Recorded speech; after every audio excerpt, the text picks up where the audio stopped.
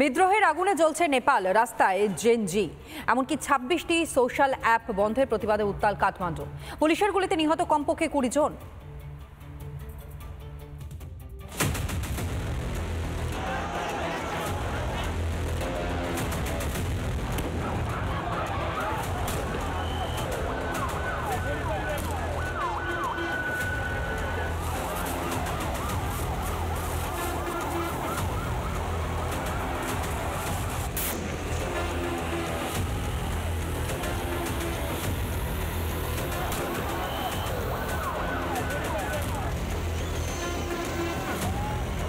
নেপালে চরমে গৃহযুদ্ধ, যুব সমাজের বিক্ষোভে উত্তাল কাঠমান্ডু।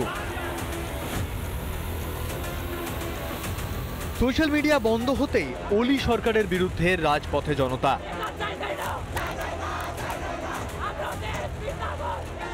সোমবার সংসদ ভবনে ঢুকে পড়ে বিদ্রোহী জনতা। সংসদ ভবনের একাংশে আগুনও ধরিয়ে দেয় উত্তেজিত জনতা। অবরুদ্ধ হয়ে পড়ে নেপালের পার্লামেন্ট। বিদ্রোহ দমাতে লাঠিচার্জ, ফায়ারিং, কাঁদানি গ্যাস। জনতাকে ছত্রভঙ্গ করতে জল কামানের ব্যবহার করে পুলিশ।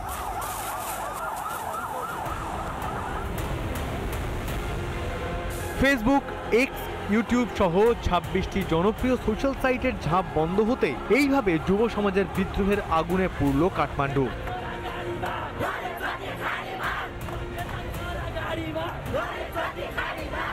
এরই সঙ্গে ওলি সরকারের বিরুদ্ধে জুড়েছে দুর্নীতির অভিযোগ, যার জেরে ফুঁসছে নেপালের জনতা। পরিস্থিতি সামাল দিতে কাঠমান্ডু সহ বেশ কয়েকটি শহরে জারি করা হয় কারফিউ। কারফিউ না মেনে বাড়তে থাকে প্রতিবাদের গর্জন। বিক্ষোভের আগুনের আঁচ ছড়িয়ে পড়ে বিরাটনগর, পোখরা, ভরতপুরে। যদিও ওলি সরকারের দাবি, সোশ্যাল মিডিয়াগুলিকে রেজিস্ট্রেশনের নির্দেশ দেওয়া হয়, এর জন্য সময়ও বেঁধে দেওয়া হয়। ৪ সেপ্টেম্বর নির্ধারিত সময় পেরোতেই অনথিভুক্ত সোশ্যাল মিডিয়া প্ল্যাটফর্মকে নিষিদ্ধ করে নেপাল সরকার।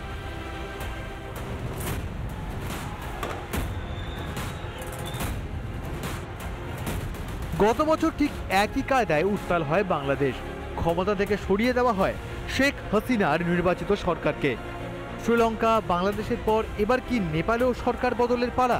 সোশ্যাল মিডিয়া নীতিতে ক্ষোভ, নাকি পেছনে বড় অন্য কোনো অঙ্ক? সোমবারই শুরু ব্রিক্স সামিট। বৈঠকের দিনই উত্তাল নেপাল। নিছক কাকতালীয় নাকি পেছনে বড় কোনো অভিসন্ধি? রিপাবলিক বাংলা। নানা ধরনের কন্টেন্ট দেখার জন্য লাইক করুন, শেয়ার করুন আমাদের ফেসবুক পেজ, সাবস্ক্রাইব করুন আমাদের ইউটিউব চ্যানেল। পাশাপাশি অন্যান্য ব্রেকিং নিউজের জন্য অবশ্যই চোখ রাখুন রিপাবলিক বাংলায়।